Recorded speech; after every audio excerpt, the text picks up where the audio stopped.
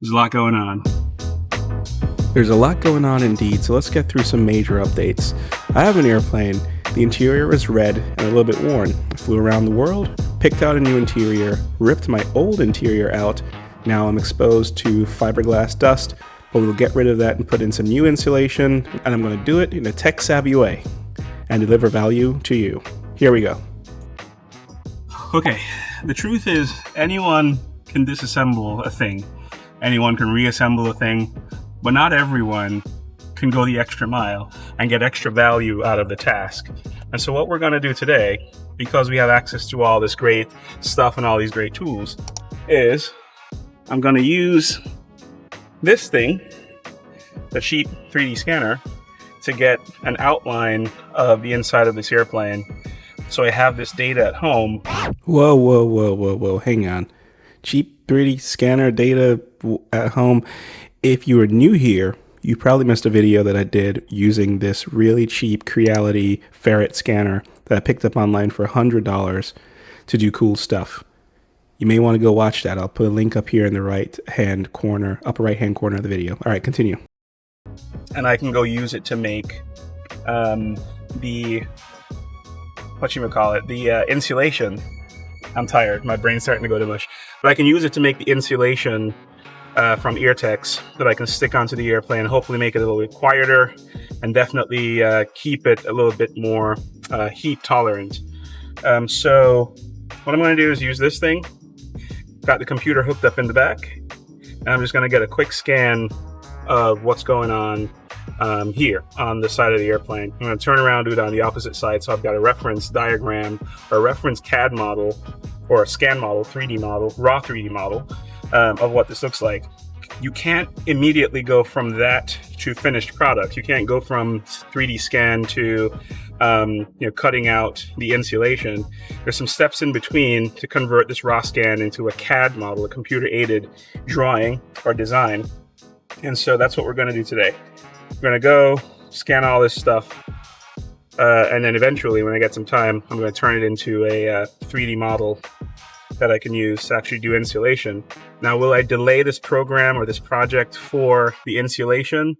I don't know yet. That's to be determined. I may just put the interior in, and at a later date, when I have enough time to come in and maybe paint some of the interior, pull it all back out, because it'll be held in mostly by Velcro at that point. Pull it all back out and then redo the insulation at that point. But it doesn't matter. I'm giving myself the option to do it now or in the future. So let's get into it. Hopefully it goes smoothly, and I could use this to make my life a little bit easier, and maybe someone else's life in the future a little bit easier too. I think maybe I'll set up a website or something where I can sell a $1 subscription to get access to some of this scan data. We can see how that goes. All right, let me get into it. I'll try to record the screen so you can see what it looks like in real time, and then we'll go from there. Sorry, it's such a weird angle looking at me. I've got pants on, I promise. We'll just scan this and see what it looks like. But I've got to first turn on a screen recording so you can see full screen what's going on. And I got to open up the scanning software. Hope I have enough space on my hard drive. This is going to be normal. Let's go large, texture, fast, preview. I'm already getting a preview image. Let's start from the back and start. So that's as far up as I need to go because that's the trim piece, and that's as far down as I need to go because that is the lower area of the carpet that I'm not touching right now.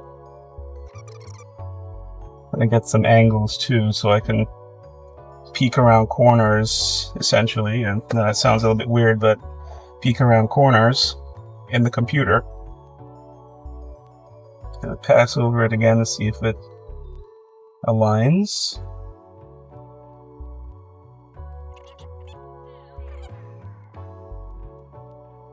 There's a bunch of stuff right here.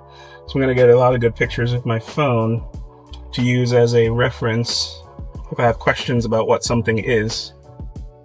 Although I think I can turn on textures with this scanner, so maybe I'll just have a good image from the scanner itself. We're almost at the front. We move straight across.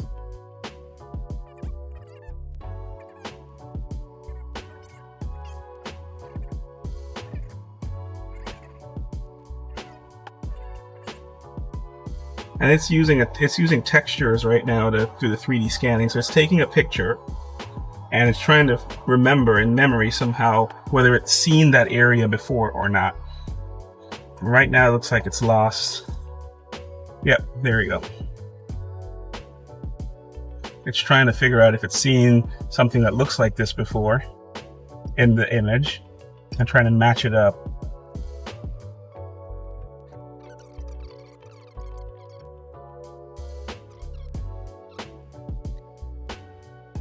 That's complete. I think we got enough data. Now let's go home and use it. All right, so you're looking at the co-pilot side of the airplane without the interior. It might look weird until I turn the textures back on so you know exactly what you're looking at. You can see the fiberglass insulation. You're looking at the top of the front and aft spar covers. The door would typically be in the back, and there's an area where the headset jacks are running down so you can see the wires. The wires move during the scan, so it's a little bit blurry. Now I can put some data like that into SolidWorks or Fusion 360 and just do a very, very crude sketch of what I need the insulation pieces to look like. So here I am sketching out pretty large sections and cutting out areas of the structure of the airplane where I need to make different cuts. I'll do that over and over again, get all these shapes, and then finally end up with a model that looks like this. So I've made a whole bunch of 2D assumptions here with a 3D model, which is never totally accurate, but for what we're trying to do, it's perfectly fine. The only thing I've got to do now is measure out these sections and then draw them out onto the insulation pieces and cut them out with scissors.